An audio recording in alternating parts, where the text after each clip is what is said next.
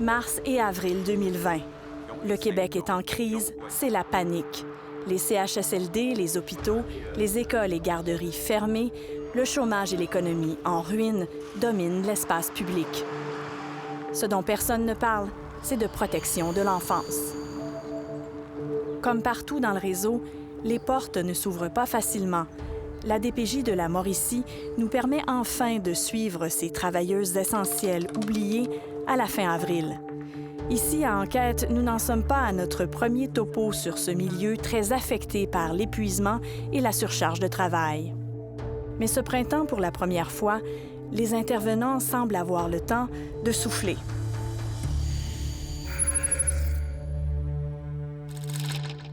J'ai vécu beaucoup de culpabilité au début. De culpabilité de quoi? D'être à jour puis de pas être dans le rush. C'est ça. Je vivais de la culpabilité pour vrai. On sait qu'il y a beaucoup moins de signalements qui rentrent. Tous les matins, quand j'ouvre mon ordinateur, je suis toujours celle qui va vérifier les dossiers en attente. Puis quand tu as l'impression que tu attends qu'il arrive quelque chose, mais qu'il n'en arrive pas, bien, on peut pas se réjouir de ça. Vous aviez combien de dossiers avant la pandémie? Environ une soixantaine de dossiers en attente là, pour Plessisville, Victoriaville ensemble. Et là, maintenant, il y en a combien? 0. C'est la détective de la DPJ, la première à se rendre chez une famille après un signalement. Mais au printemps, plusieurs parents refusent d'ouvrir la porte. On avait souvent là, le commentaire « Monsieur Legault veut pas qu'on sorte, mais vous allez pas rentrer. Monsieur Legault dit qu'on doit rester à la maison. Vous n'avez pas d'affaire à venir contaminer mon milieu. Il n'est pas question que vous rentrez chez nous si moi, je peux pas sortir. » Moi, j'étais en état d'urgence parce que j'avais des inquiétudes. Puis je voulais m'assurer que mes petits poux y allaient bien. Puis surtout qu'eux ils peuvent pas m'appeler. Ils peuvent pas me téléphoner. Ils ont 0 à 5 ans. Ils peuvent pas me dire qu'ils n'ont pas de nourriture, que maman ou papa sont en état de consommation. Son travail, accompagner les petits de 0 à 5 ans à long terme. Milly est la première à Shawinigan à se servir des réseaux sociaux pour contacter les parents de ses clients. Normalement, c'est interdit. Dès la mi-mars, elle leur envoie des demandes d'amitié. Ils m'ont ajouté. Ils m'ont ajouté dans leur contact. Oui, oui. Ils ont collaboré quand que je demandais des vidéos, quand je les appelais en FaceTime. Avec leur téléphone, les parents circulent dans la maison. Milly constate l'état des lieux en direct. Bien, juste d'avoir un frigo qui fonctionne, qu'il y a de la nourriture dedans, m'assurer que les enfants aient de la place à circuler, que ça soit possible de ramper sur ce plancher-là. FaceTime et Messenger, ça fonctionne pour une semaine ou deux. Après, les parents répondent moins, ou plus du tout. Moi, ceux que j'étais allée en premier ne répondaient plus. Répondaient plus à mes téléphones, n'ouvraient plus non plus le Messenger. Fait que avec un enfant en bas de 12 mois, je trouvais que c'était vraiment préoccupant. Puis quand je suis arrivée là, j'ai vu que ma présence était nécessaire. Parce que, écoute, l'enfant était seul dans sa chambre, dans sa bassinette, avec des jouets à la porte fermée. Le papa gamait, les rideaux tout fermés. C'est pour ça que ça prend une vue sur ces enfants-là, ça prend un suivi. Ce suivi en personne à la maison, encore faut-il pouvoir le faire. L'intervenante doit d'abord privilégier le téléphone, puis justifier la pertinence de sa présence au domicile. Et finalement, se procurer masque, visière et jaquette, de l'équipement quasi introuvable au début. Est-ce que vous avez eu de la difficulté à avoir de l'équipement, justement, pour ce genre d'intervention? Ça serait plus mon syndicat qui devrait me répondre à ça.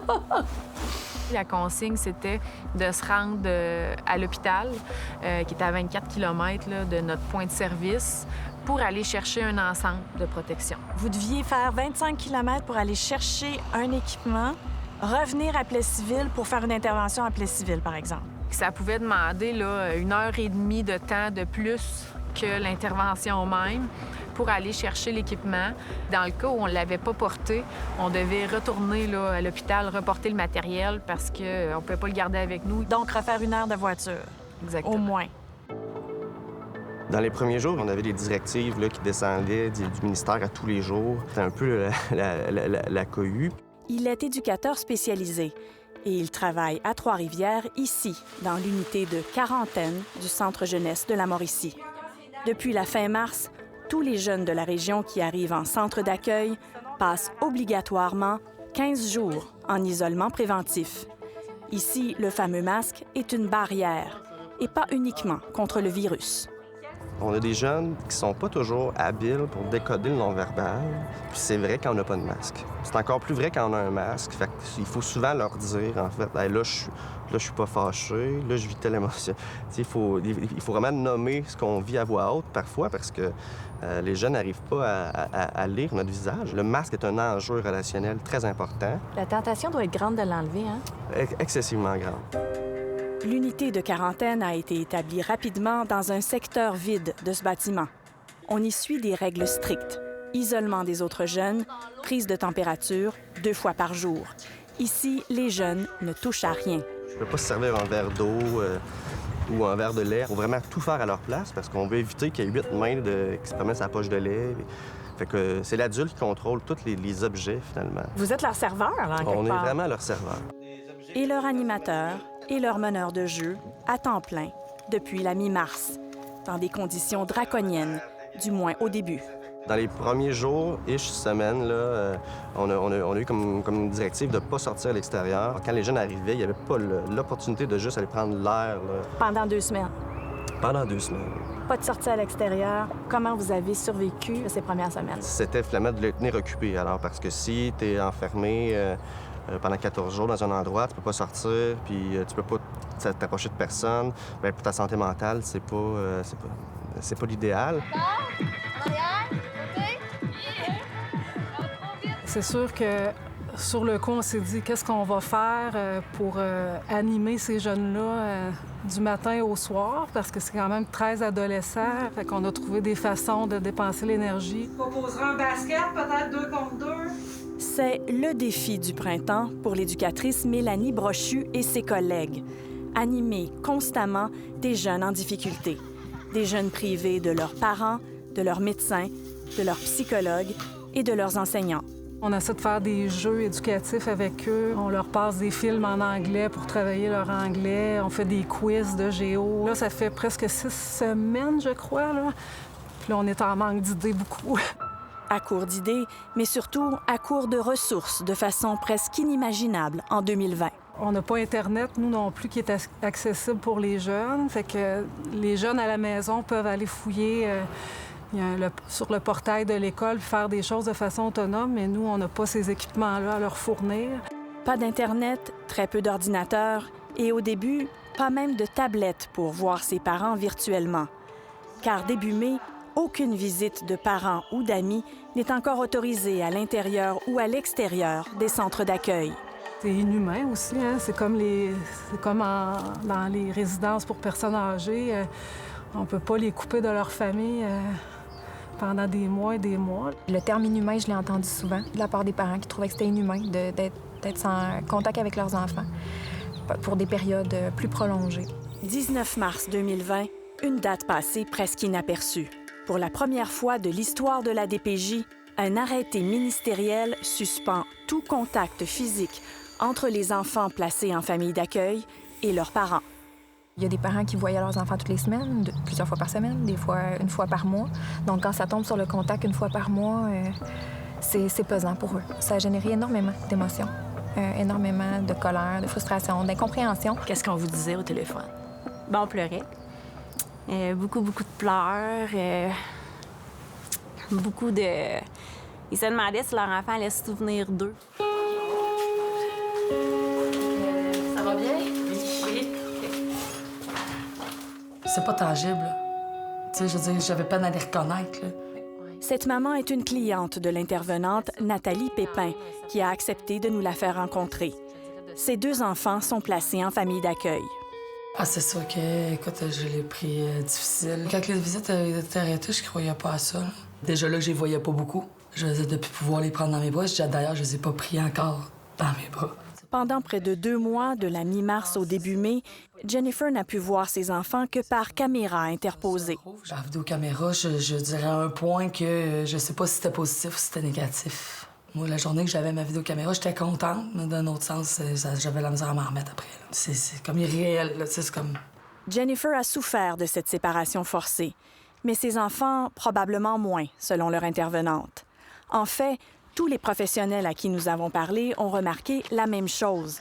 Sans visite de leurs parents, les enfants placés sont très souvent apaisés. Souvent, les contacts les perturbent. Elles sont contents d'avoir le contact avec leurs parents, mais il y a des choses qui se passent pendant les contacts, puis le après aussi de ne plus voir le parent. Ils sont mêlés dans tout ça, là. C'est des tout petits, là. Exemple, il y en a un qui n'était pas propre. Avant, sa propreté était difficile. Puis souvent, suite à ses contacts avec les parents, bien, il régressait. Et là, bien, écoute... Il n'y a plus de régression pour cet enfant-là. Là. Sa propreté est réglée. Là. Moi, je m'attendais que ça serait très problématique. J'étais quand même étonnée là, de voir que ça coulait puis que les enfants étaient... bien, c'est correct, on comprend, on n'a pas le choix. On a suffisamment de signaux que les pédiatres nous disent de diminution de déclaration à la DPJ qui nous font balancer pour une ouverture plus rapide. Nous sommes le 27 avril. D'ici 2 semaines, écoles et garderies vont rouvrir en région. Le plus grand souhait des intervenantes est exaucé. Les enfants vulnérables sortiront de chez eux. Ils n'ont pas le droit d'être à l'épicerie, ils n'ont pas le droit d'être dans les magasins, il n'y a pas d'école. Donc, on les voit plus, ces enfants-là. Donc, peu de gens s'en inquiètent parce qu'on ne peut pas observer là, ce qui se passe dans ces milieux-là. Est-ce que les parents vont envoyer ces enfants-là à la garderie? Non, ils n'enverront pas tous leurs enfants à la garderie. C'est la peur du COVID ou c'est la peur de se faire dénoncer?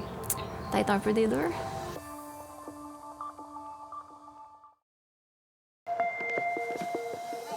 « 11 mai, c'est le grand retour des garderies et des écoles primaires en région. Après 2 mois, les intervenantes de la DPJ pourront enfin rencontrer les enfants seul à seul. Donc, habituellement, on va chercher l'enfant à l'école sans avertissement, sans informer aucun des parents pour éviter là, que la version du jeune soit contaminée. On rencontre cet enfant-là. Ce qui sera possible seulement si les enfants retournent à l'école. Mais ce n'est pas tout à fait ce qui s'est produit. Ce qu'on comprend, c'est que c'est pas nécessairement nos familles vulnérables qui sont retournées à l'école. On a beaucoup de nos familles là, qui ont gardé les enfants à la maison. Combien d'enfants dont vous êtes responsable sont retournés à la garderie? 2. 2 sur? 21. Êtes-vous déçus? Pour certains, oui. Il y a certains parents peut-être qui ont peur qu'il y avait plus de répercussions quand leur enfant était à la garderie parce que, bon, il y a des choses qui faisaient pas nécessairement de correct, qui pouvaient être signalées par les éducatrices, peu importe. Alors que des parents refusent de laisser leurs enfants sortir, d'autres n'ont plus le droit de les voir du tout parce qu'ils sont placés en famille d'accueil. Jennifer aura finalement été privée de ses enfants pendant 50 jours. Depuis le mois de mai, elle a droit de les revoir, mais pas de les toucher. Puis même, je veux dire, les premiers contacts, ça se faisait avec les jaquettes d'hôpital, avec les masques, puis à 2 mètres de 2 mètres de distance, quand ça fait comme 3-4 mois que tu les as pas vus, puis que tu peux pas les prendre dans tes bras. C'est pas ce qui est le mieux pour garder des liens solides. C'est au moment du départ qui est le plus difficile, finalement, de dire, ben écoute, bye. Puis les gars, eux autres, ils se font quoi pendant que toi, tu fais des biscuits? Une garde à film. Ça, t'es la seule fille, toi, là-bas? Tu peux pas dire à un enfant, non, tu peux pas donner un câlin à ta mère. Elle a 9 ans. C'est la fille de Jennifer. Nous l'avons rencontrée avec Nathalie, son intervenante. Je trouve que ça se fait pas. D'après moi, je trouve que ça se fait pas. Parce que j'aurais beaucoup aimé lui donner un câlin pour la première fois depuis quelques mois que je l'avais pas vu. Déjà que je la vois pas souvent en vrai. À la mi-septembre, la petite ne comprenait pas la politique du gouvernement au sujet des contacts. On peut pas se toucher nulle part, sauf à l'école. Moi, je trouve ça injuste. Tu peux te toucher à l'école, mais tu peux pas toucher ailleurs. Fait que quand tu vas voir maman, fait que toi, tu dis, ça marche pas, ce qu'on nous dit. C'est ça. J'ai le droit de donner des câlins à mon ami sans masque, sans rien, là, à la récré. Mais j'ai pas le droit de donner des câlins à ma mère au contact. Moi, je dis que ça marche pas. On dit que c'est incohérent. Ouais. Les contacts parents-enfants reprennent lentement à la fin du printemps. Mais pendant l'été, les intervenantes continuent de ramasser les pots cassés par les masques, la distanciation et toutes ces visites annulées. Oh, ta minute, là. Non, ta minute. Là, par exemple, tu me parleras pas de même, là. Non. Ça, par exemple, tu peux pas dire ça parce que c'est des menaces. Ce que je constate présentement, c'est beaucoup de colère exprimée dans l'agressivité verbale, souvent. Stéphanie Lessard est intervenante auprès des petits 0-5 ans et de leurs parents à Trois-Rivières. Qu'est-ce qu'ils vous disent, les parents? eux veulent reprendre le temps avec leur enfant, donc me remettre la faute sur mon dos de « Ah, ben là, mes contacts peuvent pas se dérouler comme je le voudrais, sur la même cadence, selon les mêmes paramètres. » J'ai des parents qui me raccrochent au nez, j'ai des parents qui vont me crier après, donc ça fait partie de mon quotidien actuel.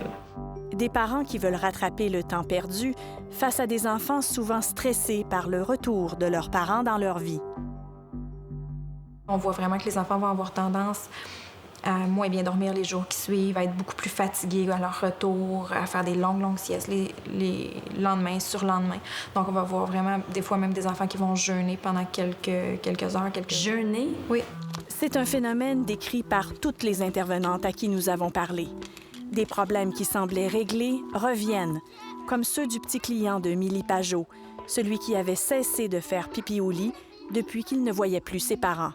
Pendant la pandémie, plus de problèmes de propreté. Ça allait bien à ce niveau-là. On reprend les contacts, ça recommence.